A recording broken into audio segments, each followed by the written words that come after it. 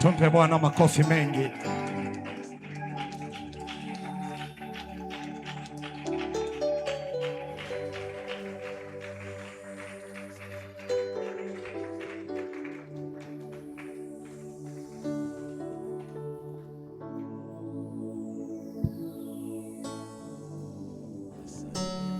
Naomba tukae kwenye viti vyetu.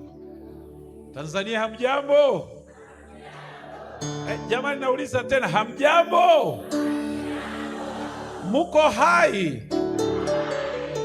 Namshukuru Bwana. Hebu mgeukie jirani yako. Jirani yako ni yule amekaa karibu na wewe. Mwambie jirani, katika mikutano hii kuanzia leo mpaka siku ya mwisho, na kutabiria maisha yako hayatabaki vile vile, yanabadilika.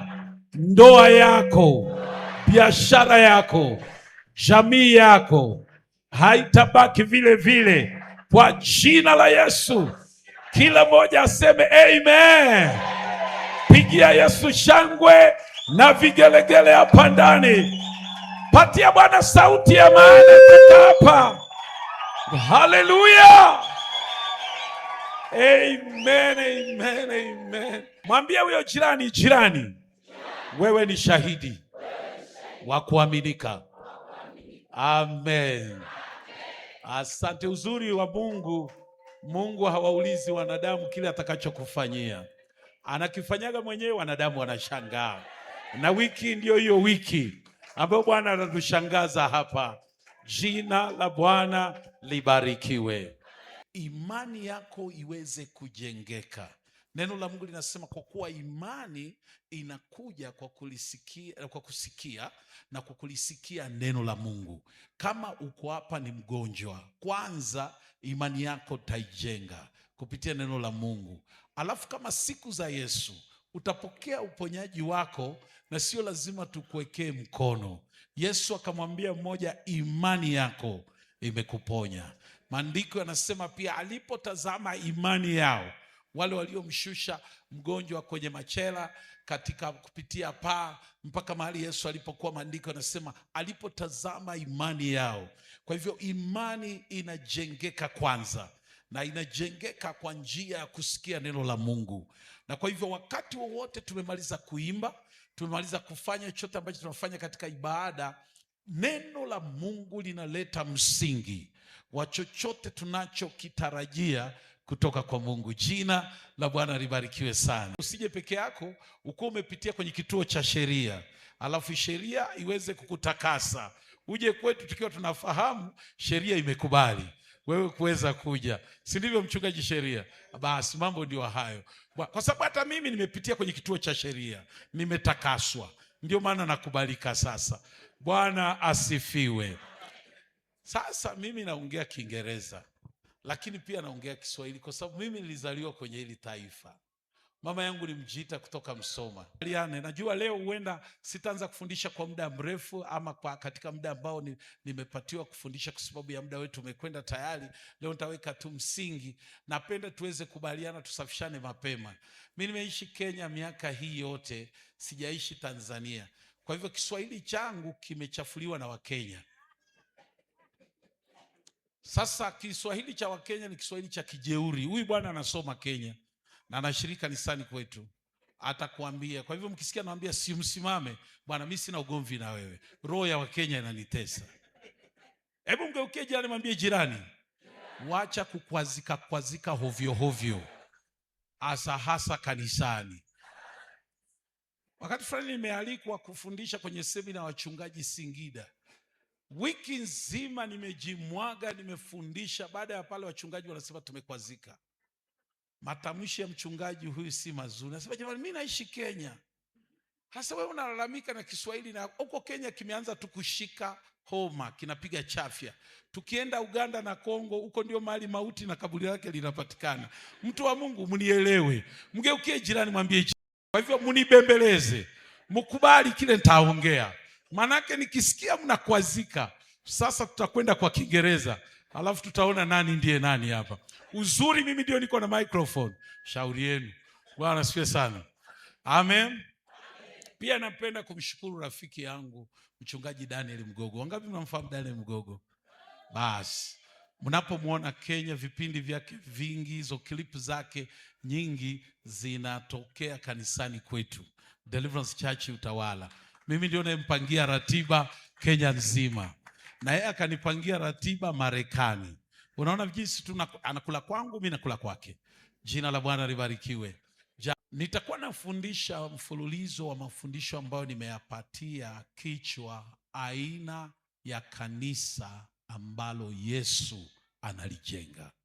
Aina ya kanisa ambalo Yesu analijenga. The type of the church Jesus Christ is building. Aina ya kanisa ambalo Yesu analijenga. Nimepashwa kwamba tuko hewani, kwa hivyo wale wanaotusikiliza kupitia radio ama mitandao mingine inayopatikana, naamini Mungu atawabariki mahali popote mlipo. Aina ya kanisa analolijenga Yesu. Naomba tufungue Biblia zetu katika kitabu cha Mathayo mtakatifu sura ile ya 16 mstari wa 18. Mathayo mtakatifu sura ya 16 mstari wa 18. Neno la Mungu linasema hivi: nami nakuambia wewe ndiye Petro, na juu ya mwamba huu nitalijenga kanisa langu, wala milango ya kuzimu haitalishinda. Naomba nirudie tena mstari huo. Neno la Mungu linasema nami nakuambia wewe ndiwe Petro, na juu ya mwamba huu nitalijenga kanisa langu, wala milango ya kuzimu haitalishinda. Mungu Baba, tunapenda kushukuru kwa sababu ya nguvu inayopatikana katika neno lako. Asante Bwana kwa sababu ya neno ambalo umelitupatia kuwa ndio kielelezo maishani mwetu, kuwa ndio njia tutakayoifuata Bwana, kuwa sauti yako kwetu kama kanisa katika majira haya. Kwa hivyo Bwana, naomba ujitwalie utukufu tunapopitia maandiko haya na pia maandiko mengine katika sehemu mbalimbali za Biblia. Libariki kanisa lako wiki hii, msaidie kila mmoja anayesikia, waliohumu katika jengo hili na wale walio mbali wanaopokea semina hii kupitia redio na njia zingine mbadala zinazopatikana katika nyakati hizi. Katika jina la Yesu aliye hai, naomba kila mmoja aseme amen. Sote tunafahamu hii ni sehemu ya kisa kikuu ambacho Yesu anazungumza na Petro. Amemuuliza Petro mara 3, je, unanipenda? Je, unanipenda? Je, unanipenda? Alafu mbali na kumuuliza Petro maswali yale, anafika mahali anawauliza wanafunzi wake, na kule nje watu wanasema mimi kuwa ni nani? Wanamjibu Yesu. Alafu na Yesu anawageukia wanafunzi wake, anawauliza, na ninyi pia mnasema kuwa mimi ni nani? Alafu wanafunzi wake wanaanza kujibu, wanasema baada ya wao kujibu watu jinsi wanavyosema, Yesu anawauliza na wao, ninyi nanyi mnasema kuwa mimi ni nani? Kwa sababu nisikize kwa makini, kuna umuhimu wa sisi kuweza kufahamu kwamba kuna sehemu ya kumfahamu Yesu tunayemsikia, na pia kuna sehemu ya wewe binafsi kumfahamu Yesu kama mtu binafsi. Wakati mwingi tuenda tunawategemea wachungaji, kile wanachosema kumhusu Yesu. Mara nyingine tunategemea walimu wa neno, kile wanafundisha kumhusu Yesu. Wakati mwingine tunawategemea wahubiri katika mikutano ya Injili ama katika redio, wakati mwingine vipindi vya televisheni ama katika semina kama hizi. Mhubiri fulani anasema nini kumhusu Yesu? Kila jibu lina sehemu, lakini Yesu hapa anawageukia wanafunzi wake, anasema na nanyi mnasema kuwa mimi nani? Petro anazungumza namna hiyo. Yesu anasema, Petro, kilichokufunulia sio asili hii ya kibinadamu, sio damu wala nyama hii wala ufahamu ulio nao, hekima ya kibinadamu, anasema lakini ni uweza ama ni kwa Roho yule wa Mungu ambapo wewe umepata ufunuo huu. Basi Yesu anasema hivi, tokana na ufunuo ulioupata Petro, juu ya mwamba huu nitalijenga kanisa langu. Huu mwamba, wengi wakati mwingine tunaikosa tafsiri ambayo kabisa ndiyo wengi wanafikiria ni Petro, kwa sababu pana madhehebu ama dini zinazotilia mkazo kwamba msingi ambao kanisa la Kristo lilijengwa ni kwa mwanadamu anaitwa Petro. Hapana.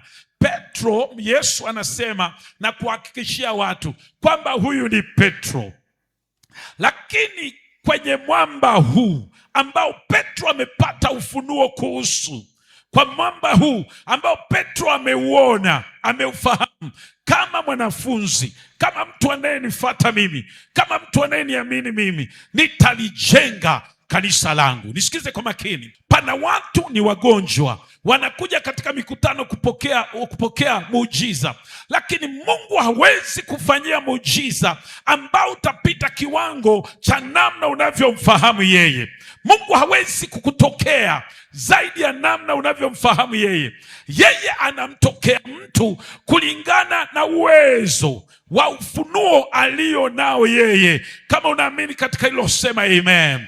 Kwa hivyo katika wiki hii ninamwombea yeyote anayesikiliza mafundisho toka katika semina hii, macho yako ya ndani, kama jinsi Mtume Paulo alivyowaombea Waefeso. Napowakumbuka ninyi, sikosi kuomba ombi hili, kwamba macho yenu ya ndani yakafunuliwe, ili mkaweze kuona na kutambua, ili mkaweze kuona na kutambua. Na saa hizi ndilo ombi naloliombea kanisa la Tunduma hapa mahali tulipo, ili ukaweze kumuona kama jinsi alivyo. Yeyote atakayemuona kama mponyaji, ukapokea uponyaji wako. Yeyote atakayemuona kama anayesuluhisha matatizo, ukapokee majibu ya matatizo yako. Yeyote atakayemuona kama anayewapigania wanyonge, Bwana kupiganie katika dhiki yako, katikati ya adui zako na yale yote yanayokuzunguka. Kama unaamini katika hilo, sema amen.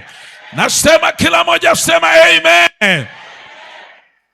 Kiwango cha ufunuo ulionao ndicho kinachokadiria Mungu anakutokea vipi. Ni vizuri kuweza kupata ufunuo wa wengine. Wengi tunanukuu zaidi, tunasema labda marehemu Kulola alikuwa anasema hivi, fulani amesema hivi, nimesoma vitabu vya mhubiri fulani anasema hivi. Huo ni ufunuo wake, huo ni ufunuo wake binafsi, na tunapaswa kuweza kufahamikiana hapa. Kwa kuwa tunaanza semina hii na itakuwa ya mafundisho, ni vizuri kuweza kufahamu hivi kwamba baadhi ya vitabu tunavyovisoma vya watumishi wa Mungu ambao wamemtumikia Mungu kwa uaminifu, hayo ni matukio katikati ya mtu binafsi na Mungu mwenyewe. Matukio katikati yake binafsi na Mungu mwenyewe. Hawezi kuyategemea hayo, kwa sababu wakati Mungu alipokuwa anazungumza naye, wenda alikuwa mgonjwa. Anapoongea kuhusu miujiza, alikuwa amelazwa hospitalini. Anapoongea kuhusu ndoa yake kuponywa, ndoa yake ilikuwa imevunjika. Ya kwako haijavunjika. Wewe si mgonjwa. Unahitaji mwenyewe kupata mafunuo, na pia Mungu akutokee kwa njia ya kibinafsi. Jina la Bwana libarikiwe. Kwa kuvisoma vitabu hivyo tutapata maarifa. Imani yetu itajengeka kwamba Mungu anashughulika na watu wake. Jina la Bwana libarikiwe. Kwa hivyo mtu asikwambie ama usisome habari yangu kwenye kitabu changu kwamba mimi nalifunga siku 21, Mungu akanijibu, akanipa gari, akanipa kanisa, Mungu akanipeleka Ulaya, basi nikamekalikwa hapa, nashukuru Mungu. Alafu ukafikiria kama utaalikwa lazima ufunge siku 3, kama utapata gari lazima siku 21. Utafia kwenye mfungo, rafiki yangu, utafia kwenye mfungo. Ndio maana Yesu anasema hivyo ndivyo watu wanavyosema kunihusu. Wewe unasema kuwa mimi ni nani? Katika wiki hii Bwana akakutokee katika maeneo yako mwenyewe kibinafsi, ukamfahamu yeye kama jinsi alivyo. Sio tu kusikia, lakini kukutana na yeye, maisha yako yakaweze kubadilika. Inua mkono wa kulia juu, sema asante Yesu. Asema Anasema kwenye mwamba huu mwamba Yesu anamaanisha mwenyewe. Kanisa limejengwa kwenye msingi ambao ni Yesu Kristo, na kanisa lolote ama dhehebu lolote ambalo linamkana Yesu na ili hali bado linajiita kanisa, ukweli ni kwamba hiyo ni taasisi fulani ya kidini ambayo inaukosa uzima ndani yake. Jina la Bwana libarikiwe. Nasema tena jina la Bwana libarikiwe. Kwa hivyo aina ya kanisa ambalo Yesu analijenga, fundi mwenyewe ni yeye, jenga kupitia watu wake. Jina la Bwana libarikiwe. Nasema tena jina la Bwana libarikiwe. Kanisa ni kusanyiko la watu ambao wameokoka. Kanisa ni kusanyiko la watu kwa wingi ambao wameokoka, lakini kanisa ni mtu aliyeokoka. Kanisa ni kusanyiko la watu ikiwa wako wengi waliookoka, lakini ukweli ni kwamba kanisa ni mtu aliyeokoka, mtu aliyemtambua Yesu. Kwa hivyo tunapokutana hivi kwa wingi, watu wanasema hilo ni kanisa la Kristo Yesu, lakini ukweli ni kwamba nimeokoka. Wewe umeokoka, umemtambua Yesu Kristo, wewe uko katika jamii ya Mungu, wewe ni kanisa. Yawezekana mnaabudu chini ya mti kwa ukosefu wa jengo. Yawezekana mko kwenye jengo safi kama hili kwa sababu kuna baraka zilikuja mapema. Yawezekana mnashiriki katika chumba cha sebule kwa ukosefu wa mahali pa ibada, ili mradi moyo wako ama nafsi yako imebadilishwa na Kristo Yesu, wewe umeokoka. Hilo ni kanisa linalokutana kwenye jengo kubwa la ibada, ni kanisa linalokutana chini ya mti. Jina la Bwana libarikiwe. Nasema tena jina la Bwana libarikiwe. Kwa hivyo mahali tunapokutania haijalishi, isipokuwa nafsi iliyobadilishwa na Kristo Yesu ama moyo uliobadilishwa na Kristo Yesu ndicho kinachojalisha sana. Kwa sababu pana watu wanakuja makanisani. Nimekuwa mchungaji kwa miaka 24 na mtoto wa mchungaji kwa miaka mingi. Nimewaona watu wakija kwenye jengo safi ambalo kwa neema ya Mungu tuliona baba akijenga hapa Tanzania, wakishirikiana na kanisa, lakini hawajaokoka hao watu.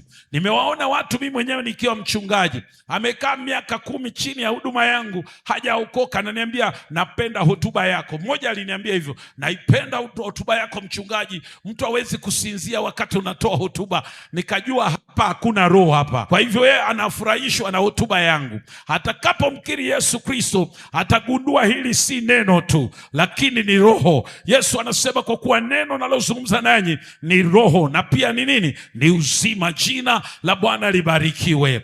Kwa hivyo pana watu wanakutana chini ya mti, wengine hawajaokoka. Pana watu wanaokutana katika jengo kama hili, wengine hawajaokoka. Kanisa ni mtu aliyeokoka na kumtambua Yesu Kristo kuwa mwokozi wa maisha yake. Naweka msingi Wagalatia 3:28. Wagalatia 3:28. Kanisa ni jamii. Kanisa ni jamii. Tunapokutana kama kanisa, tunapaswa kufahamu sisi ni jamii. Na wiki hii na siku zote tunapokutana, popote pale tunapokutana, ili mradi tumempatia Yesu maisha yetu, ameweza kuyabadilisha. Sisi ni jamii. Watu wa jamii wanakaa pamoja, watu wa jamii wanaishi pamoja, watu wa jamii wanaenenda kwa umoja, watu wa jamii wanafanya mambo kwa umoja. Kwa hivyo kanisa ni jamii. Mtume Paulo anachora picha nyingine katika Timotheo wa kwanza sura ya 3 mstari wa 15. Timotheo wa kwanza sura ya 3 mstari wa 15. Hivi vipengele utavisoma na vieleza wewe, utasoma mistari mwenyewe kwa wakati wako. Timotheo wa kwanza sura ya 3 mstari wa 15. Mtume Paulo anachora picha pale kwamba kanisa ni nyumba ya Mungu.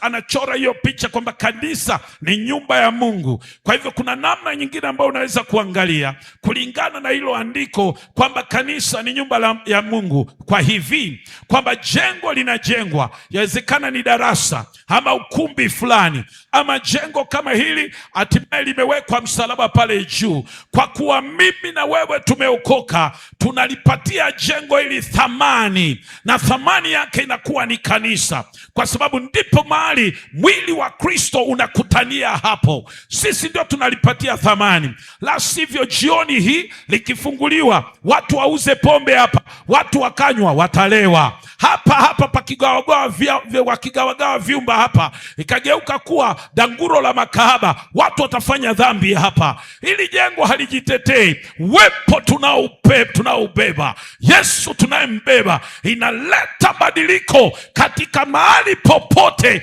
tunapoingia. Jina la Bwana libarikiwe.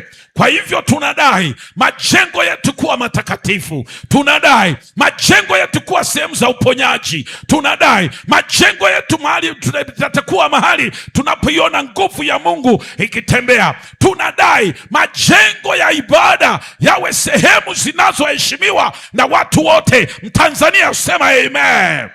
Waefeso 2 mstari wa 20 mpaka 22. Waefeso 2 mstari wa 20 mpaka 22. Waefeso 2:20 mpaka 22. Mtume Paulo anaandika, anasema kanisa ni jengo. Kanisa ni jengo pia. Anasema ni jengo. Kanisa ni jengo. Yesu anasema nitalijenga kanisa langu, nayo malango ya kuzimu hayataweza kulishinda. Malango ya kuzimu hayataweza kulishinda. Fundi ambaye anafahamu namna ya ujenzi unavyofanywa anasema kanisa halikamiliki na siku moja. Kanisa halijengeki na siku moja. It is a process. Ni njia ambayo inafuatwa na Mungu mwenyewe ndani ya maisha ya mwanadamu, kuweza kumjenga mwanadamu na kuweza kumkamilisha. Ndio maana pana mtu anaokoka leo lakini kesho bado anapambana na kuacha sigara. Pana mtu anaokoka na nampenda Mungu, analia, anasema niliokoka jana lakini leo nimejaribiwa, nimekunywa pombe. Na leo nimeokoka jana, sasa nimepunguza na kunywa 2, nilikuwa na kunywa 6. Anasema kweli kabisa nimeokoka lakini bado nilirudi kwa mganga. Anasema kweli kabisa nimeokoka. Yule mtu fahamu alionao ni kwamba japokuwa ameokoka lakini kuna masehemu anaelewa, analemewa. Nisikize kwa makini, bado Mungu hajamwacha mtu yule. Kwa Roho wake aletao ushawishi, ndio maana mtu huyo anakuja kwenye majengo ya ibada na kusema jamani, nimeokoka lakini nimeghafilika, nimeokoka lakini nimeteleza. Bado Mungu analijenga kanisa lake. Anajenga utaratibu wowote tulio nao makanisani, ni njia ambazo Mungu anatumia kulijenga kanisa. Inua mkono wako wa kulia, sema Bwana nijenge.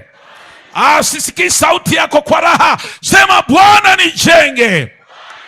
Bwana akaijenge nafsi yako. Bwana ajenge kanisa lililo katika nyumba yako. Bwana kujenge unapokwenda kazini. Bwana kujenge unapoondoka hapa jioni. Hata unapolala Bwana kujenge. Uwepo wa Mungu usikuache. Roho wake asikuache. Bado alete ushawishi dhidi ya dhambi. Ukaiogope dhambi usingizini. Ukaiogope dhambi unapotembea. Ukaiogope dhambi unapoingia katika shirika yote. Kazini mwako ukaiogope dhambi.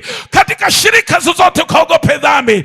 Bado Yesu analijenga kanisa lake. Jina la Bwana libarikiwe. Mgeukie jirani yako, mwambie jirani, najua kuna wakati nimekuudhi. Mwambie kwa sauti, Bwana unaogopa. Mwambie jirani, najua kuna wakati nimekuudhi, sija kufurahisha wewe. Bado ni jengo ambalo halijakamilika. Ndio maana umeshindwa kuomba masaa 2. Pata inspiration. Kwa Kiswahili zinaitwa nini? Tupata inspiration kutoka juu mbinguni. Unapokea mafunuo fulani ambayo Mungu mwenyewe analeta katika maisha yako. Unapotoa ushuhuda unasema nilikuwa natembea, Roho Mtakatifu akaweka kitu ndani ya moyo wangu. Nimeacha maisha haya ili nipate kumfuata Yesu kwa ajili ya maisha haya. Jina la Bwana libarikiwe. Nasema jina la Bwana libarikiwe. Anasema nitalijenga. Hajamaliza. Alianza na wewe, anaendelea kulijenga. Jina la Bwana libarikiwe. Haleluya. Waraka wa kwanza wa Petro sura ya 5, ukipata wakati soma mstari wa 1 mpaka wa 4. Jamani, hivi ninavyofanya sivyo ndivyo nitakuwa nafanya kila siku, lakini niliweka tu hivi kama utangulizi ili nipite hapo kwa haraka. Kanisa ni picha ya kundi la kondoo. Waraka wa kwanza wa Petro sura ya 5 mstari wa 1 mpaka ule wa 4. Neno linaandikwa na kusema kwamba lichungeni kundi la kondoo ambalo Roho Mtakatifu ameliweka katika mikono yenu ama chini ya uangalizi wenu. Kanisa pia ni picha kama ya kondoo, kundi la kondoo. Vile vile kanisa ni picha ya bibi harusi, bibi harusi, bibi harusi, bibi harusi. Kanisa ni picha ya bibi harusi. Waraka wa pili wa Wakorinto sura ya 11 mstari ule wa 2 mpaka wa 4. Waraka wa pili kwa Wakorinto sura ile ya 11 mstari wa 2 mpaka ule wa 4. Jamani, tuko pamoja? Nauliza jamani, mnanielewa? Hii Kiswahili kinapigwa panel na kupakwa rangi, kinaeleweka? Jina la Bwana libarikiwe. Yesu, usiniache niaibikie Tanzania. Leta Kiswahili kilichonyoka wiki hii, tunyooshane na hawa watu. Bwana asifiwe sana. Amen. Pia Ufunuo sura ile ya 19 mstari wa 7. Ufunuo sura ya 19 mstari wa 7 mpaka wa 9. Mstari wa 7 mpaka wa 9. Nitaomba ukipata wakati wako uweze kusoma. Pia Ufunuo hiyo kitabu cha Ufunuo 21 sura 21 mstari ule wa 1 mpaka wa 4.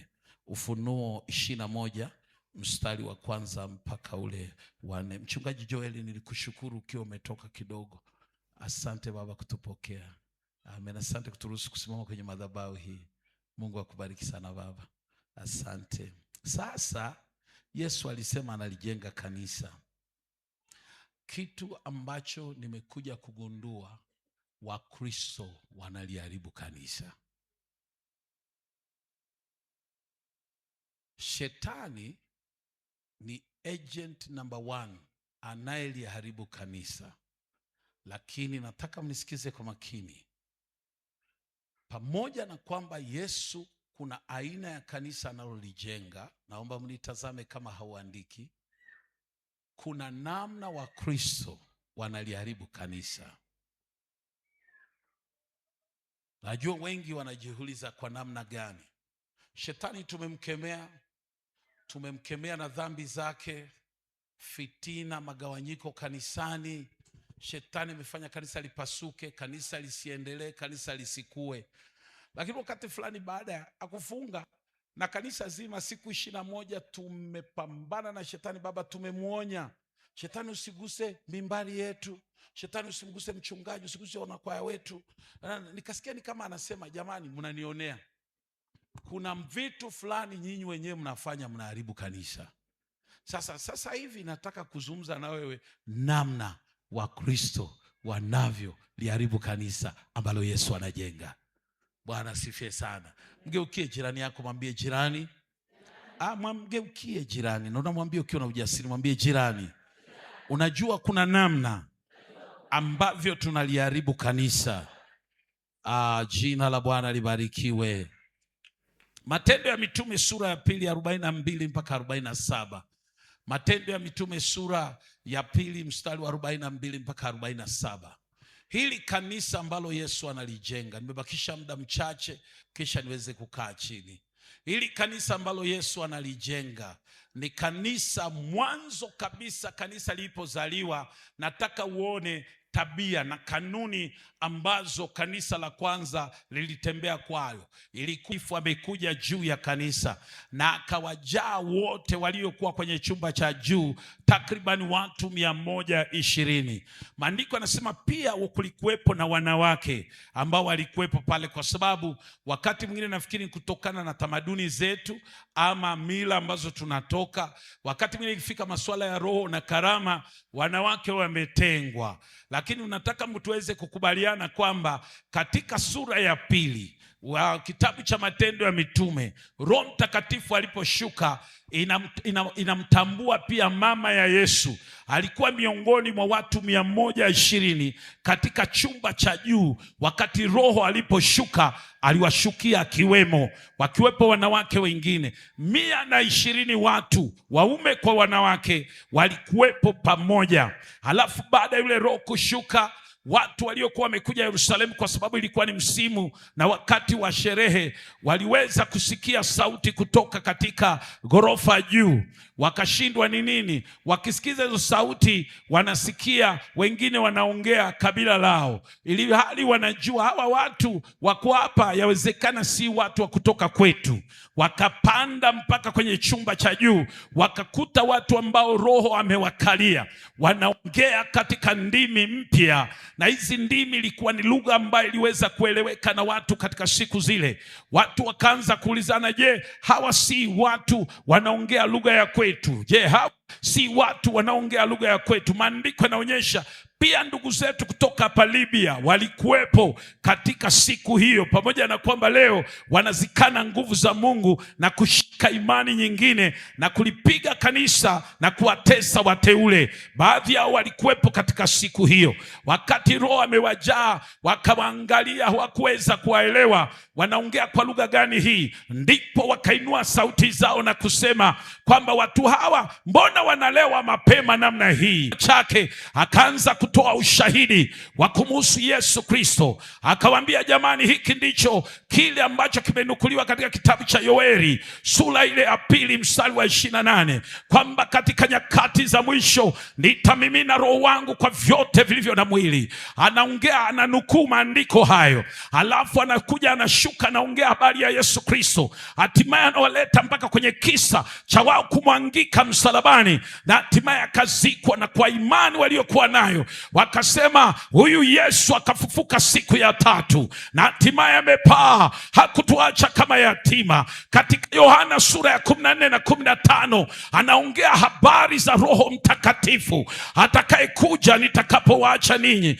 Mtume Paulo akanukuu maneno ya Yesu, akayatoa kama ushahidi na ushuhuda machoni pa wote ambao hawakuelewa kile ambacho kilikuwa kinaendelea pale. Nisikilize kwa makini, ushuhuda hatutoi katika Biblia. Ushuhuda is personal encounter with Jesus Christ. Ushuhuda ni wewe namna ambavyo umekutana na Yesu Kristo. Nalikuwa mlevi, nilikuwa mwizi, nilikuwa mganga, nalisikia injili ya Yesu ikihubiriwa. Hapo ndipo nilikutana na Yesu Mnazareti, akabadilisha maisha yangu na kuyasaidia. Mimi nikaamua kuokoka, na tangu siku hiyo Yesu amebadilisha maisha yangu. Leo nina amani moyoni, nina furaha moyoni, nina ujasiri moyoni. Huo ndio ushuhuda. Unaposoma vifungu vya Biblia, wewe unatuhubiria. Ushuhuda is personal encounter between you and God himself. Kati yako na Mungu. Amekutendea nini? Uambie ulimwengu. Amekubadilisha wapi? Uambie ulimwengu. Achana na vifungu vya Biblia, mwachie mhubiri avisome mwenyewe. Mgeukie jirani, mwambie jirani, ni matukio katikati yako na Mungu. Mwachie mhubiri vifungu vya Biblia. Mnatumaliziaga vifungu vya Biblia kabla hatujasimama. Tunakaa kama tumewakopi.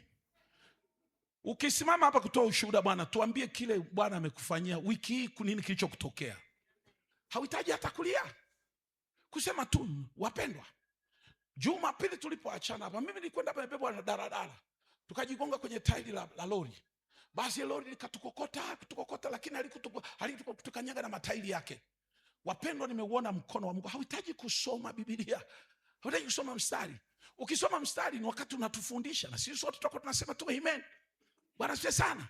Mgeukie jirani yako, mwambie huyu mhubiri wa Kenya huyu amekuja kugeuza theolojia yetu hapa. Ushuhuda, it is your personal encounter with God himself. Somebody say amen. I say somebody say amen. Ndipo mtume Petro akatoa ushuhuda na kutoa ushuhuda yale aliyoyatamka yeye kabla hajapaa. Roho huyo ametushukia sisi, ahadi hiyo imetimia kwetu. Mtume Paulo chini ya uweza na mamlaka ya Roho Mtakatifu akitoa ushuhuda, mstari ule wa 39, mstari wa 40 na 41, jamaa wanapaza sauti sasa baada ya neno hili kupitia uweza wa Roho Mtakatifu kuwakatakata tumboni, wakasema basi tufanye nini ndugu zangu? Petro akawaambia, mtakapoamini na kuokoka nanyi mtabatizwa katika jina la Yesu. Pana watu wanasema lazima tubatizwe tu kwa jina la Yesu peke yake, sio jina la Mungu Baba, Mungu Mwana na Roho Mtakatifu. Nisikize kwa makini, anaposema hapo tabatizwa kwa jina la Yesu, hakuna wokovu isipokuwa kwa Kristo Yesu. Lazima tupitie Kristo Yesu pekee, si kwa kuisema sala mara 5, sio kwa kuomba mara 10, lakini wokovu unapatikana kwa njia ya Yesu Kristo mwenyewe. Sema amen kwa neno hilo. Lazima ubatizwe kupitia Kristo Yesu upokee huo wokovu. Wokovu unapatikana kwa njia ya Kristo Yesu, sio dini mpya, bali ni kumwamini Yesu Kristo mwana wa Mungu aliye hai. Ubatizo wake ni wa masamaha ya dhambi. Ubatizo wake ni toba toka ndani yako na kumwamini Yesu. Yeye pekee ndiye anayesamehe. Hakuna njia nyingine tunapokea wokovu. Yesu ndiye njia, Yesu ndiye kweli na Yesu ndiye uzima. Tanzania sema amen. Batizwa kupitia jina la Yesu. Ni kwa jina la Yesu peke yake tunaamini. Nasema kwa jina la Yesu peke yake tunaokoka. Ni kwa jina la Yesu pekee tunapata msamaha ya dhambi, na kwa jina la Yesu peke yake tunabadilishwa. Nasema kwa jina la Yesu peke yake tunaendelea. Kwa jina la Yesu peke yake tunasonga mbele. Kwa jina la Yesu peke yake tunabadilishwa. Kwa jina la Yesu peke yake tunatumaini la uzima wa milele. Kitabu cha Ufunuo, jina la Yesu. Wokovu unakuja hivyo. Na ubatizo usio wa maji. Ubatizo ni wa kumwamini Yesu. Ni wa kumwamini Yesu. Sio kwa kusema mtume fulani alisema wokovu hauji kupitia mtume. Hawa mitume wote tunashukuru Mungu kwa ajili yao. By the way, walifanya kazi namna tunavyofanya, waliifanya kwa uaminifu. Wewe unafanyaje leo? Wewe mvua tu ikianza hapo unatoroka. Utakimbia. Wale jamaa walisimama mbele ya upanga. Simkani Yesu. Yohana mafuta yanachemshwa kama ambaye anahitaji kuwekwa chips ndani. Simkani Yesu, anaingia utadhani mtu anaswimu ndani. Uongozi katili wa miaka hiyo wanatazama, wanasema mbona huyu bwana hakuna chochote kinaendelea? Wakamtoa ndani. Alikufa kwa uzee na si kwa mateso. Jina la Bwana libarikiwe. Yesu akukinge. Yesu akutetee. Ndipo mstari ule wa 42, walioamini zaidi ya watu 3,000 walioamini siku hiyo na kuungana na wa 120, maandiko yanasema wakadumu. Nataka uangalie aina ya kanisa ambalo Yesu alilijenga mwanzoni kabisa. Lilikuwa ni kanisa lilidumu katika fundisho la mitume. Kila mmoja sema amen. Katika ushirika, mstari wa 42 sura ya 2 Matendo ya Mitume. Alafu na katika kumega mkate na katika kusali, kila mtu akaingiwa na hofu ajabu nyingi. Hii hofu ni kule kumcha Mungu. Ajabu nyingi na ishara zikafanywa na mitume na wote walioamini. Hebu tushike pale kwanza. Baada ya kutembea na kuishi na kudumu katika fundisho, wakaishi katika ushirika, katika maombi na kumega mkate, ama kumega mkate na maombi, ndipo ajabu, ishara na miujiza zikaweza kuwafuata. Leo hii kwa sababu imani ya miujiza haiko, inakuja kwa kulisikia neno la Mungu na kutembea katika kanuni za hilo neno. Jina la Bwana libarikiwe. Walifundishwa neno, walidumu katika hilo neno, hawakutoka walitoka ndani ya hilo fundisho, walikwenda nyumbani, lakini waliangalia maadili ya hilo neno. Walikwenda katika kazi zao, waliingia katika ibada, wote walichungwa katika misingi ya hilo neno. Alafu hawakuacha sehemu ya ushirika. Wakati ilikuwa ni wakati wa ushirika, walikwenda. Maandiko ukiendelea kusoma mpaka mstari wa 47, maandiko yanasema kwamba walitoka nyumba moja hadi nyingine, wakimega mkate na kuomba na kumsifu Mungu, wakiwa na raha mioyoni mwao, ama na furaha mioyoni mwao. Ndaye Mungu akawazidishia. Idadi waliokuwa nayo ikaongezeka zaidi kadri ya jinsi walivyoendelea katika ushirika. Mpendwa, nataka usikie, walidumu katika ushirika huo, wakadumu katika kumega mkate, na hatimaye wakadumu katika maombi. Na sio hivyo peke yake, wakatoka nyumba moja hadi nyingine katika ushirika, wakagawana vitu walivyokuwa navyo, mpaka hapakuwepo na yoyote miongoni mwao ambaye alikuwa na shida. Kwa maneno mengine, walikuwa wakarimu.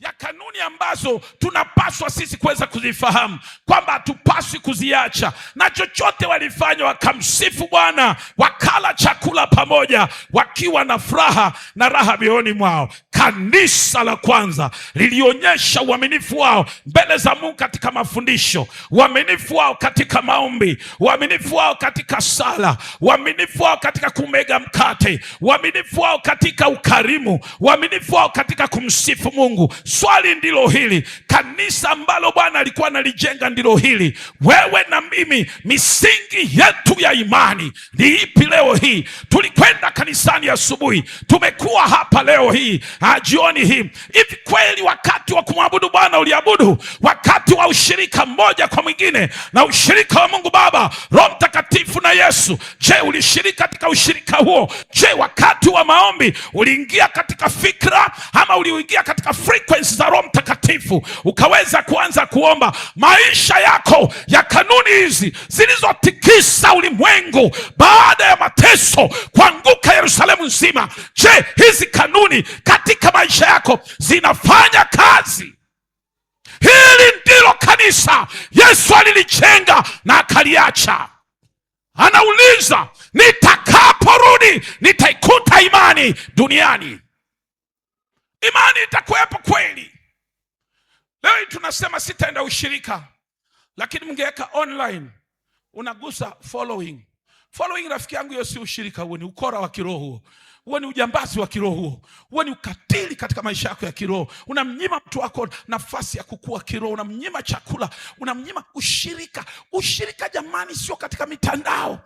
Kanisani kwetu nimekataa maombi ya mitandao. Nasema tukutane watu kwa watu, tukishika mkono hivi nasikia nyama ya mwanadamu, nasikia impartation kutoka mahali pamoja kwenda pengine. Ikiwa mimi ni mgonjwa, maandiko yanasema wacha wazee na waweke mikono yao juu ya mgonjwa. Wakiwa kwenye mtandao, nani anaweka mkono wake juu ya mgonjwa? Pana kanuni za msingi ambalo kanisa la leo lalifati, na kwa hivyo hatuyaoni matokeo yale yalikuwa na kanisa la kwanza. Aina la kanisa ambalo Yesu alikuwa analijenga, kanisa la aina hii. Leo hii ni kanisa gani tunaloliona? Siongei kuhusu madhehebu hapa, naongea kuhusu watu waliosamehewa dhambi na kuoshwa na damu ya Yesu Kristo. Mtu binafsi, sio kundi la watu. Leo hii wangapi wanatembea katika fundisho? Baba yangu ambaye ni mchungaji, mimi na mchungaji anaitwa Askofu JB Masinde, alikuwa mkalimani mkuu wa Bonke Kenya, katika mikutano ya Bonke hiyo miaka ya 80 wakati Bonke anakuja. Huyo baba huyo anakalimani, huyo ndio mchungaji wetu. Ametuombea Jumatatu na mke wangu akijua, Jumatatu, Alhamis akijua tunasafiri kuja hapa. Tulikuwa ofisini kwa wakati, kwambia tukwenda Tunduma. Akatuambia natamani kuja huko Tunduma. Kama baba, acha twende tukaangalie hiyo nchi. Tukikuta ina maziwa na nyuki, ana asali. Alafu katika miji hii, baada ya semina ya namna hii, baada ya ibada ya maana katika kanisa letu asubuhi hii hapa, unakuta kuna mtu bado anaenda kutafuta wale watu wenye pepo la utambuzi wale. Anasema anakwenda kwa nabii, yani akiangalia tu kiganja hivi, anajua yale anayapitia. Anaweza kutabiri, na alafu anaambia watu hata makanisani twende saa 8. Baada ya huyu baba kupiga magoti hapa, ameomba, mzee amekata jasho hapa, amehubiri. Na saa zingine kuna watu wanahubiri mpaka wanainua miguu juu. Mimi bado siku ya kuinua miguu haijafika, nitainua tu kabla siku ya 8 haijafika, nitainua tu mguu hapa juu, maana nikijitahidi kuona kwamba lile kanisa Yesu alikuwa anakusudia kulijenga limejengeka. Jina la Bwana libarikiwe. Jamani, sijui naongea na watu walio hai hapa. Unasikia kuna mtu anatoka hapa anamwambia mtu twende hapa mpakani tu hapa, kuna Mzambia akikuangalia tu hivi anakuambia kabla hujaamka kwenye nyumba yako nalikuona. Akiangalia kiganja chako tu hivi anakuambia yale utakumbana nayo wiki hii. Aya, akisha kuambia so what? Amesha kuambia ni nini?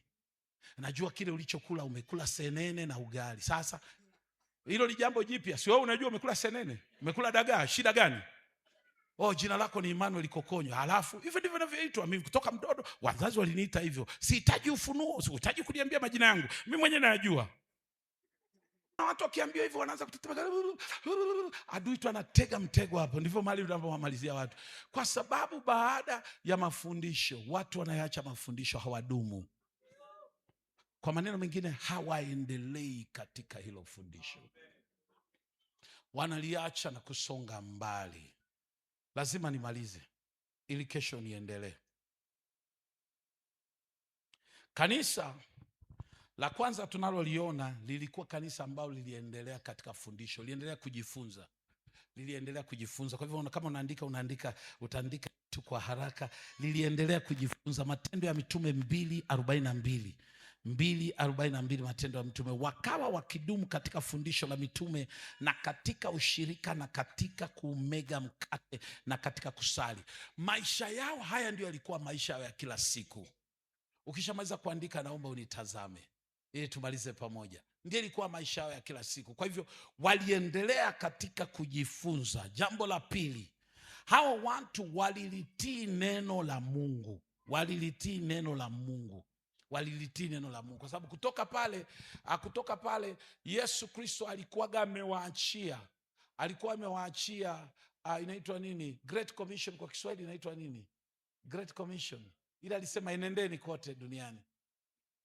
Agizo kuu. Kenya wanatafsiri wanasema tume kuu. Jamani, mtanielewa tu. Mimi natoka mahali Kiswahili kimepiga chafya. Agizo kuu la Yesu walikuwa nalo. Hapo walianza kutoka na kuanza kulieneza hili neno la Mungu. Popote walipokwenda hawakuacha. Hata hivyo hawakutoka kwa uzuri. Mateso yaliangukia kanisa, na wakati mateso yalipoliangukia kanisa, popote kule walipotapakaa kutoka pale Yerusalemu, walikwenda na kuanzisha makanisa. Na mwili wa Kristo ukaweza kuenea katika bara Asia na maeneo mengine. Katika kitabu cha Matendo ya Mitume, kitabu cha Yakobo 1:22 mpaka 24. 1:22 mpaka 24. Neno la Mungu linasema, lakini iweni watendaji wa neno wala si wasikizaji tu, hali mkijidanganya nafsini mwenu. Nilikuwa nakaa naangalia ili andiko, mtu mpendwa. Hivi ndege inatua Nilikuwa naangalia ili andiko. Baada ya kuliangalia ili andiko nikagundua mara nyingi tumejidanganya. Baada ya neno la Mungu kufundishwa hapa, wakati mwingine mchungaji ametoa mwito, watu wale wanahitaji maombi kama sehemu ya kuitikia lile neno ambalo limefundishwa leo. Waje hapa mbele, watu wamekuja, watu wameombewa. Sasa zingine watu hata wamelia, watu wengine wamewekelewa mikono yale makanisa. Wakati mwingine makanisani katika ibada watu wanaanguka chini, wanafunikwa na kanga na vitu kama vile, lakini wakitoka pale unakuta watembei katika ufunuo wa neno lililofundishwa. Baada hizo sarakasi zote, Kenya tunaona akina mama sana ndio wameshikwa katika mtego ule. Baada ya kudunda chini, utaendelea kusoma mistari hiyo mingine mpaka mstari ule wa 24 utaweza kufahamu. Alafu pia watu hawa waliweza kuangalia imani, doctrine, imani, misimamo na misingi ya imani ya neno la Mungu. Waliojifunza, waliitunza. Ndio maana tunaona kwa wasomi wa Biblia mlio hapa, utamwona Mtume Paulo akienda kwa Wayunani, Wayunani, ameanzisha makanisa kule. Petro naye anakwenda wakati ambapo Wakristo wengine hawako karibu, Wayahudi kutoka Yerusalemu hawako karibu, anakula na Wayunani. Akiwaona wapendwa kutoka Yerusalemu wamekuja, anajitenga na wao. Alafu kina Paulo wanaondoka pale na kina Petro na kurudi Yerusalemu, mahali ambapo walikuweko wazee wale mitume waliobaki Yerusalemu wakilichunga kanisa la Yerusalemu, ambayo ilikuwa ndio kina na chanzo cha utume. Wanakwenda kule na kusema, katika shughuli zetu na katika mikutano yetu na safari zetu za kitume, haya ndio mambo ambayo tumekutana nayo. Walipeleka shida za kule walikotoka kuifanya kazi ya Mungu. Walienda kuangalia, je, swala hili la watu kutailiwa katika mwili, je, kiroho linafanya kazi? Hapa Yerusalemu linafika mahali ambapo linashughulikiwa. Linasema, jamani, mtailiwe katika mioyo yenu, lakini sio katika ngozi hii tunayoifahamu. Anasema mambo haya ni ya kiroho, yaliangaliwa kwa karibu, imani ikapimwa, alafu watu wakatembea na kufundisha imani ya kweli. Waefeso sura ya 4 mstari wa 11 mpaka ule wa 14. Waefeso sura ya 4 mstari wa 11 mpaka ule wa 14. Jambo la mwisho, walitembea wakiwafundisha wengine. Walitembea wakifundisha wengine. Hili ndio jambo la mwisho nalolitaja kama sehemu ya kuweka msingi. Kesho naanza kujenga sasa fundisho hili kuu, aina ya kanisa Bwana analijenga. Waliwafundisha wengine. Mahali popote walipokwenda walifundisha hilo neno, wakaenda kuwasaidia wengine kukua kiroho. Si neno la Mungu katika Timotheo wa pili sura ile ya 2 mstari wa 2. Mtume Paulo anamwandikia mwanawe wa imani, Timotheo wa pili sura ya 2 mstari wa 2.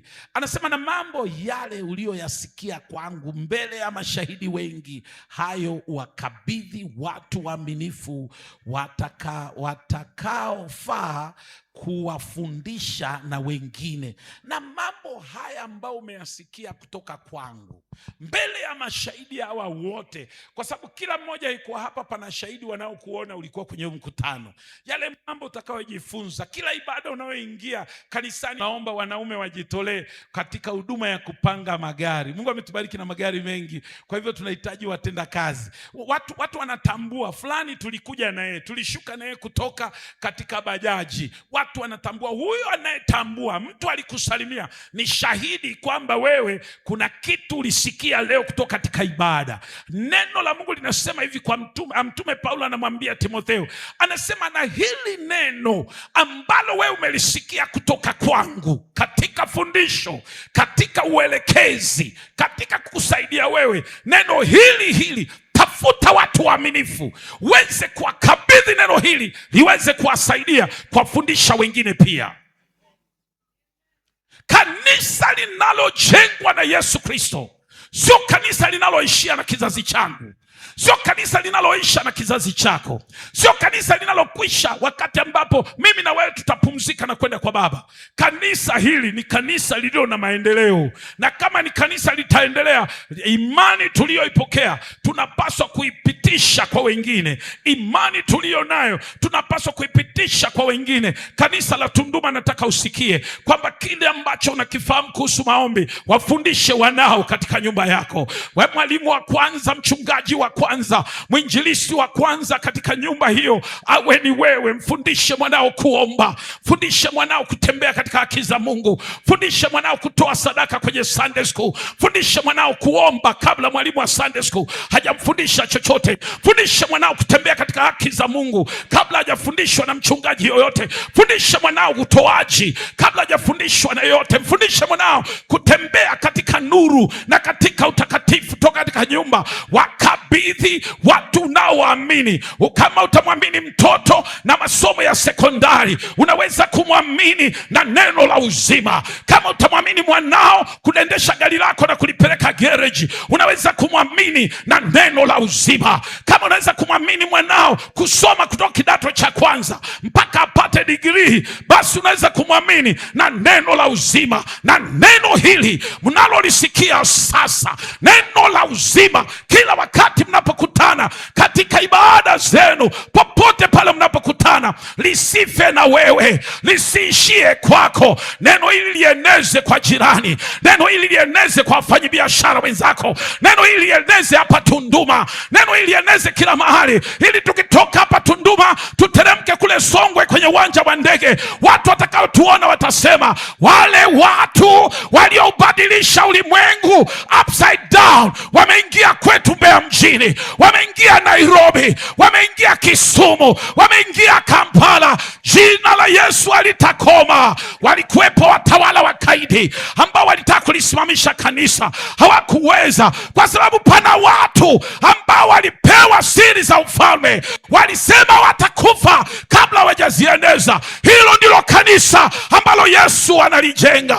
Kabla wajafa wakasema, nalimuona mwana wa Adamu amesimama. Hiyo ilikuwa ni ushuhuda tosha kwamba katika mateso yako Yesu hakukimbii, katika mateso yako Yesu hakuachi, katika mateso yako Yesu hajakusahau. Yeye amesimama. Yesu ni Mwokozi. Hakuna atakayepinga kile Yesu amefanya maishani mwangu. Hakuna atakayepinga badiliko ambayo amelileta maishani mwangu. Hakuna atakayepinga uzima ulio ndani ya maisha yangu. Nina tumaini la uzima wa milele. Shetani akubali akatae, watu wakubali wakatae, neno hili mlilolisikia la imani, jamani, wapeni watu watakao wapea wengine. Ndio maana Yesu akasema, sasa enendeni. Anasema sasa enendeni. Hili neno ambalo limewafundisha, wafundisheni wengine, watakapoamini wabatizeni. Kanisa ambalo Yesu alikuwa analijenga si kanisa linalokwisha, ni kanisa tumeubeba msalaba. Anasema, mchungaji, naruhusa kumgawie mwingine, mpatie mwingine aendelee na wao. Huyu Yesu atahubiriwa hata tukiwa tumeondoka. Kulola marehemu alihubiri, amepumzika sasa. Tulikuwa nyumbani mwake na mke wangu kwenda kumsalimia mama Kulola, kwa sababu tuliishi nyumba zao pale Mabatini miaka hiyo ya 70, baba akiwa tu ameokoka. Kwenda kumsalimia mama Kulola, mama anasema, mjukuu wangu, ihubiri injili ya Yesu, ihubiri injili. Bado naisikia ikiwa na moto kama jinsi ilivyokuwa siku zao. Tunaweza kuihubiri kwa sababu haibadiliki. Inaweza tafsiriwa kwa Kisukuma, lakini ina nguvu ile ile. Maandiko yanaposema nguvu, kwa kuwa neno la msalaba inamaanisha hivyo kwa Kisukuma, inamaanisha hivyo kwa Kiswahili, inamaanisha hivyo kwa Kiingereza, inamaanisha hivyo kwa Kihaya, inamaanisha hivyo Kitanzania. Neno la msalaba kwa naopotea ni upuzi mtupu, lakini kwa wale wanaoamini, neno la msalaba ni nguvu ya Mungu iletayo uzima, hasa kwa wote wanaoamini. Neno hili jamani, tuwapatieni watu watakao kuwa waaminifu kulieneza mahali pengine. Tanzania sema amen. Nasema Tanzania sema amen. Shetani apinge asipinge, injili itahubiriwa. Nasema injili itahubiriwa. Tutaiweka kwenye mikono ya walevi, itawabadilisha walevi. Tutaweka neno hili la msalaba kwenye mikono ya wachawi, wachawi wataokoka. Tutaweka neno hili kwenye mikono ya watu walio na roho ya utambuzi, roho chafu itawaacha, roho wa Bwana atawaingia. Hili neno la msalaba tunaliaminia kwenye mikono ya watu. Jina la Bwana libarikiwe. Maandiko yanasema mbingu na nchi zitapita, lakini hili neno litasimama. Nasema litasimama. Ije shari ya madhoruba, neno hili litasimama. Yaje mawimbi dhidi ya kanisa, neno hili litasimama. Pana wachache wanaotembea chini ya ufunuo huo, watakaopeana hili neno kwa kizazi kingine. Kanisa ambalo Yesu analijenga ni kanisa halitakufa kwa neno hili, lakini litakufa likiwa limepeana neno hili. Na hilo kanisa ni wewe na mimi katika kizazi chetu. Simama, anza kumlilia Mungu kama unaweza.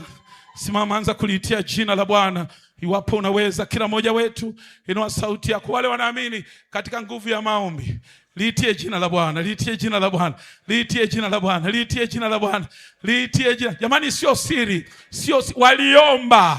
Watu walikuwa wanapita barabarani wakakimbia, wakaingia katika lile jengo kuona kilichoendelea. Kanisa la leo lazima tutembee katika hizo kanuni. Kutoka hapa Tunduma, lilitie jina la Bwana. Tuna wajibu mkubwa kama kanisa, aina ya kanisa ambalo Yesu analijenga. Sio kanisa litakalomwonea haya, sio kanisa litakayoonea injili haya. Ni kanisa litakalotembea katika siri za ufalme. Mafuta mabichi yanamkalia yeyote hapa anayetembea katika mafunuo hayo. Viwete watatembea katika huduma yako, magonjwa watapona katika huduma yako, vipofu wataona katika huduma yako, kwa sababu unatembea sawa sawa na jinsi Mungu anavyotaka. Nisikilize kwa makini, neno hili halikomi, kanisa halikomi. Yapo makanisa yako chini ya andaki, yako makanisa ambayo yako mataifa yanayoteswa, lakini makanisa hayo hayajafika mwisho, bado yanaendelea. Inua sauti yako. Tanzania, Mungu ametubariki, tuna uhuru wa ibada. Tunaweza kumshinda shetani tukiwa wote, tunaweza kumshinda shetani ukiwa peke yako. Tanzania tuna uhuru wa ibada. Tumebarikiwa na serikali ambayo imetuachia kuweza kulitia jina la Bwana. Endesha hii injili popote unapokwenda. Tembeza hii injili kwa viumbe vyote, tembeza injili kwa watoto, tembeza injili kwa kina mama, tembeza injili kwa kina baba. Yeyote alitia jina la Bwana ataokoka. Hebu tenda mbele za Bwana, kila mmoja inua sauti yako. Yes. Raise your voice. Go ahead and call upon his name. Call upon his name. Call upon his name. Call upon his name. Litie jina la Bwana. Litie jina la Bwana. Litie jina la Bwana. Kanisa halifi. Laweza kupunguza idadi za watu, lakini kanisa halifi. Kanisa halifi kwa sababu mjenzi na yeye aliyelichora, yeye aliye na mamlaka dhidi ya kanisa, aliye kichwa cha kanisa yu hai. Kanisa haliishi, kanisa halifi. Pale Kenya kuna mtaa ambao ndugu zetu wanaopinga neno la msalaba wako wengi, lakini wanalitia jina la Bwana usiku na mchana. Maisha yao yamebadilika, wanahubiri kwenye mitaa ile, msalaba unawaokoa wengi. Inua sauti yako, inua sauti yako. Shana makadabara katosia yakandima hande zikandola bahaya yagana katosia tola bahanda yakande zitandola bahanda ya makadara bakanosia tola bahaya. Injili inatoa pepo, injili inaweka watu huru. Waliosetwa na adui shetani wanawekwa huru kwa kuisikia hili neno. Linaweka mawazo yako huru, linaweka moyo wako huru, nafsi yako inawekwa huru. Neno hili liachilie kwa hali yoyote, litabadilisha maisha yako, litabadilisha maisha yako. Pana neno la biashara, pana neno la magonjwa, pana neno kwa ajili ya jamii, pana neno kwa ajili ya mme, pana neno kwa ajili ya mwanamke, pana neno kwa ajili ya watoto, pana neno kwa ajili ya wafanyakazi. Neno hili lipo kwa wafanyakazi wa serikali. Neno hili linatenda kazi. Kila mmoja omba sasa hivi. Shana madaraba kadosi ande bahai yebekenozi atolala bahanda bakatosi. Omba litie jina la Bwana. Kitu kinafanyika hapa. Baada ya siku nane hapa ndani, maisha ya mtu yabaki vile vile tena. Aina ya kanisa Mungu analijenga ni kanisa linalodumu, kanisa litakalokuja kesho, kanisa ambalo litaendelea katika ibada, ni kanisa litaendelea katika fundisho, ni kanisa litakaloendelea katika fellowship, ni kanisa litakaloendelea katika kumega mkate pamoja, toka nyumba moja mpaka nyingine. Tumruhusu adui shetani kukanyaga na kuwapa watu ushirika unaoacha magonjwa, ndoa zinavunjika. Tutaingia humo katika ushirika huo, naye Mungu Baba na Roho Mtakatifu atakuwa pamoja nasi. Litie jina la Bwana, litie jina la Bwana. Muda wetu umekweketola la bashani bahande. Yede kedozi kandola la bahanda. Ya maganezi tandola la bahande zaya. Ya bakanaga zikandola la basha. Kama umejazwa Roho Mtakatifu, zungumza katika ndimi. Zungumza katika ndimi. Zungumza katika ndimi. Tunavunja mikatale yote ya adui shetani. Tunavunja uzito wote ndani ya kanisa. Tunavunja kukinai neno la Mungu na siri za kiungu. Tunavunja kutosheka na kuridhika na neno ambalo tumelipokea. Tunavunja aina yoyote ipingayo siri za kiungu kwa jina la Yesu aliye hai. Maisha yako yanawekwa huru, nafsi yako inawekwa huru, kanisa linalokwenda linatembea katika nguvu za Mungu. Hebu muombe Bwana, muombe Bwana. Shada balala balala bakadosi andora bahata.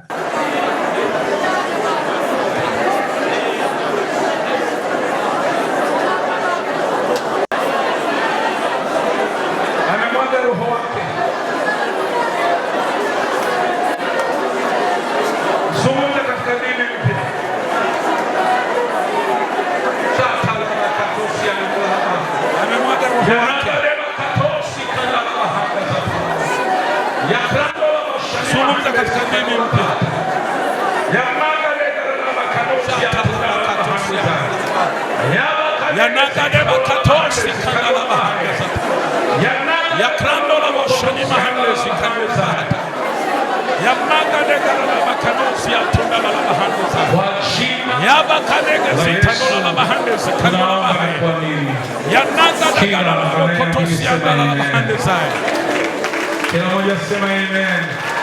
Kama napigia Yesu makofi kwa jina la Yesu. God bless you. Naomba na kuamini.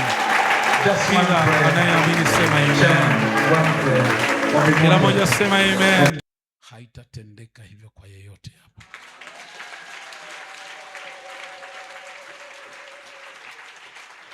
Tulianza kwa kulisoma hilo neno katika kitabu cha Yohana.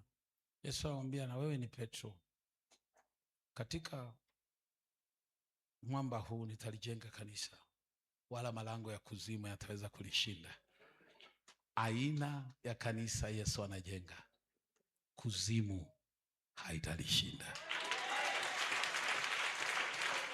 Kubwa sema, Bwana Yesu, jioni ya leo ninaamini unalijenga kanisa lako, malango ya kuzimu hayatalishinda. Na sasa natangaza kushindwa kwa malango hayo, kushindwa kwa malango hayo kwa jina la Yesu, kwa jina la Yesu. Sema tumeshinda. Kila mmoja sema amen. Inua mikono yako, patia Yesu shangwe, patia Yesu vigelegele. Sisikii vigelegele hapo.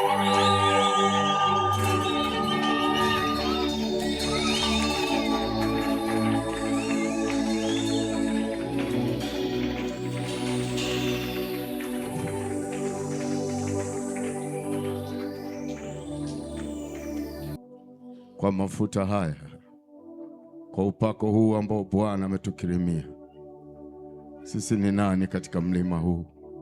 Ni neema tu ya Mungu. Tumwambie Mungu wetu asante. Na kwa mafuta haya, kama jinsi ambavyo mtumishi wa Mungu ameomba, mpaka siku ya mwisho tutakapokuwa tunamaliza, Bwana atembee nasi. Lakini kwa ibada hii tu tumwadhimishe Mungu wetu kwa vinywa vyetu. Tumwambie Mungu asante kwa kutuhudumia kwa viwango vya ajabu. Heshima na utukufu tunarudisha kwako Mungu lia. Asante kwa kutukumbuka. Asante kwa kutujenga Bwana. Jenge Bwana. Tunakuhimidi, tunakutukuza, tunalibariki jina lako. Nasi tunaona tunajengwa. Tunajengwa ndani ya mioyo yetu. Tunajengwa ndani ya nafsi zetu. Tunajengwa ndani ya familia zetu. Heshima na utukufu pokea Mungu wetu. Sante kwa ajili ya mtumishi wako huyu. Sante kwa kibali hiki. Sante kwa mafuta haya. Sante kwa uwepo wako na wingu lako ambalo limefunika katika ibada hii. Pokea matukuzo haya. Pokea sifa hizi Masia. tunalitukuza mno jina lako. Asante kwa kuwa tunapotoka mahali hapa Bwana utaponya hatua zetu, na kwa kuwa tunaondoka na neno hili katika madhabahu yako kwamba hata malango ya kuzimu hayatatushinda, na ndivyo tunavyotoka katika madhabahu yako tukiamini kabisa, Bwana utaponya hatua zetu, na kila eneo tutakaloliendea utaliponya katika jina la Yesu, na utatupa neema tena ya kukusanyika mahali hapa kwa ajili ya kujengwa tena. Tunatamani wiki hii tujengwe tena. Asante Mungu wetu uliye mwema. Pokea sifa na utukufu, heshima na adhama sina wewe Baba, tunakubariki. Asante katika Roho Mtakatifu, katika jina la Yesu.